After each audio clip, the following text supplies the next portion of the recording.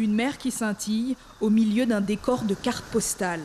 C'est un moment de quiétude qui donne envie de se prélasser au bord de l'eau et pourtant c'est interdit. Et les gens qui viennent faire bronzette dans le village, ce n'est pas du goût de tout le monde. C'est pas respecté notre accès à la plage. Regardez comment elles sont maintenant là devant vous. Nous, on est bien ici. Hein? C'est pas nous qui amenons le virus, c'est eux de l'extérieur que ça sort. Et c'est très embêtant. Malgré le confinement, le week-end, ils sont nombreux sur la plage malgré tout. Quoi. Donc, je déplore ça. Quoi. Yves est pêcheur, lui aussi ne respecte pas l'arrêté et ne s'en cache pas. Il n'a pas le choix. Ici, la pêche, c'est une tradition, mais surtout un moyen de subsistance. Ça nous pose vraiment un problème, c'est qu'il faut s'auto-alimenter, tout ça, pour l'autoconsommation. On voudrait vraiment qu'il y ait un truc spécial pour nous, pour notre existence de tous les jours ici. Quoi. Un système aménagé, avec les consignes bien évidemment, mais autrement que dans les autres villes. On n'est pas en France, on est en Guyane.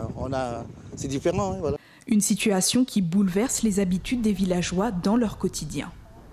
C'est plus grave encore pour nous.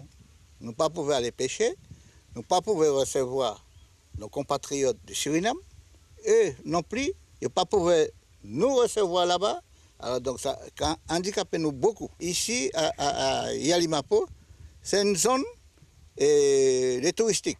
Moun ka vini, mais quand même, il n'y a pas qu'à respecter cette interdiction nous pour maladie.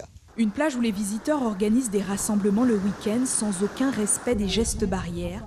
La municipalité assiste impuissante au non-respect du confinement et de l'arrêté préfectoral interdisant l'accès à la plage. Notre souci, c'est d'une part le non-respect de l'interdiction d'aller à la plage et deuxièmement la mauvaise gestion du site qui nécessite une véritable sensibilisation, information du grand public pour qu'il respecte les mesures barrières à cet endroit précis.